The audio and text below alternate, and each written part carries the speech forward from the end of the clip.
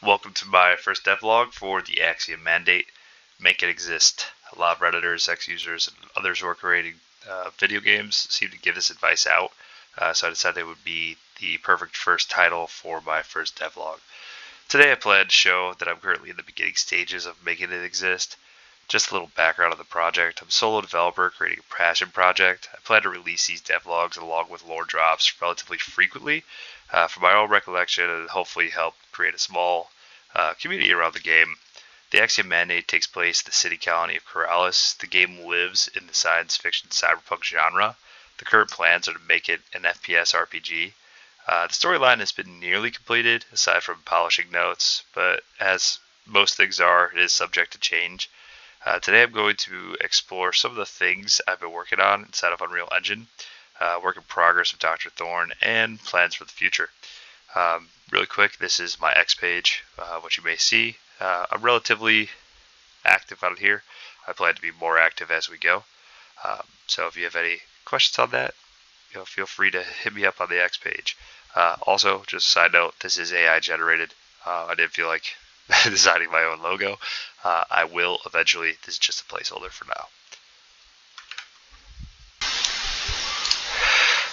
Okay, so the first thing I had to overcome, first hurdle, was whether to use Unreal Engine or to use Unity.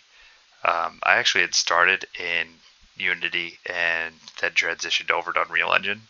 And the reason that I did that was because Unreal Engine really seems like it's going to give me the most out of the lumens and nanite systems to try to give it the look and feel that I want the game to have. So that's why I transitioned over. Now, with that being said, there was a substantial learning curve, and it's not as easy to prototype in as Unity, but I think the overall engine itself is going to be what I need to get my game to where I want it to be. So I started off with just this simple template, the start template for the first-person shooter in Unreal Engine, and I decided that I needed to basically remake all the blueprints myself. So I made a blueprint that you're seeing now, where I made this really quick gun where I kind of slopped pieces together and said, okay, that's good enough. Just for prototyping purposes. That little reticle in the front, I made just a little square box to put that there. Change it to red just that way it's there, and you'll notice that when we hover over a target, it turns green. It's because we want to shoot. You'll see on the left hand side, I still have the debug node, the print string up there, just to make sure that it is working when I push things over.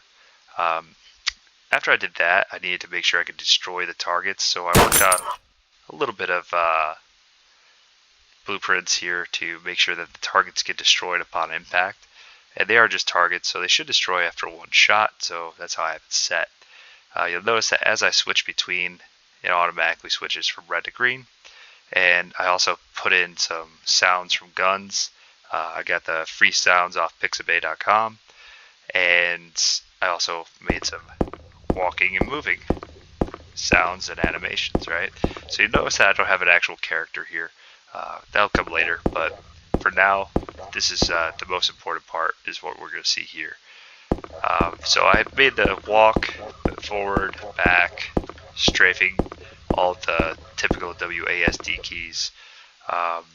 Obviously, you've already seen the shooting, so I made the Niagara system that shoots sparks. As you can see, sparks are being flown as I hit objects, and it really doesn't matter what I hit. Some of these things obviously don't get hit, but everything else is basically can be hit. Then you notice that as it breaks the target, there's a sound of like a shatter, which I also put in there. And then the gun animations themselves, there's a Niagara system at the muzzle, and then the actual chamber slides back and forth, and the gun rotates up as we shoot. That's to kind of show recoil. Now, if you watch, if I stand still and I shoot, the camera itself moves. So I'm just gonna click, and you notice that the floor and everything else below starts to kind of swirl. So I added a little recoil system there. The last thing I've done is I have put in this little Dr. Thorn here, and now when I shoot him, he breaks. So I've been working on collisions as well. As you can see, this is fractured into multiple pieces, and then you'll notice that when I shoot, it turns dark in certain areas. So that's my little bullet markings that I've made. So for mechanics, it's basically all I have right now. I am going to be working on more mechanics, obviously, as time goes on. But this is kind of just the base of what makes the game a game. We have walk, run, crouch, jump, shoot. We have impact on targets. We have destruction. We have changing of reticles. So we have a lot of the basic stuff that we're going to need just to kind of start prototyping parts of the game. So the next thing I want to talk about is Dr. Thorn. He's a work in progress. I'm not going to get too much into who he is as a character, purely the modeling aspects and texturing and all that. So Dr. Thorn, if you've been on my Instagram, my TikTok, or my X page, you've probably seen him. He's one of the first characters I'm introducing, but still want to keep him a little shrouded in mystery. But the main comment and critique I got for Thorn is his anatomy. His anatomy is off, and people rightfully, picked it out. So these images you're seeing now are iterations of Thorn to get to the first image. He's been iterated a bunch of times already, and he still has the potential to be iterated. So if you look at this Dr. Thorn, this is rendered in cycles, and this is the most current Dr. Thorn that you see in the Unreal Engine. Now, I am also creating a more anatomically correct Dr. Thorn, which you can now see here.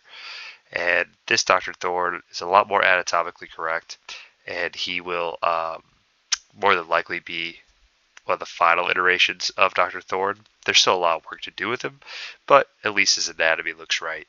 There's a few things I still need to add, edit, and change, but you guys can look forward to those in later devlogs or X, YouTube, or Instagram posts. Well, I think that this should wrap up the devlog. Thanks for watching. Feel free to comment any questions or suggestions you may have. And you can also subscribe to me if you want to follow me on this journey. These devlogs, like I said, I'm hoping to get them out relatively frequently. I don't know what kind of frequency I can realistically do. I do work a full-time job. This is something I have to do in my spare time. There are links to other social medias, as you can see on the screen. I've kind of put them out there, but there'll be links in the description for other social medias. If you want to check me out there or follow me on those, because certain social medias will have more than others. My X specifically is going to probably be my primary platform. As you can see here, I put down all the stuff that I've already done, most of which I showed off in the video today. A couple of renders of the current Dr. Thorn, or previous, I guess, at this point, Dr. Thorn inside of Unreal Engine, a Blender render of Dr. Thorn, etc. So X is really going to be the place we're going to find the most. If you're kind of trying to figure out what I'm working on, the art side of stuff, you'll probably see me on Reddit. Instagram just kind of show stuff off, and then YouTube is where you found this. So yeah, I really appreciate you guys. If you guys have any questions, like I said before, feel free to ask. Or if you have suggestions, I'm open to suggestions as well. Thanks again. Bye.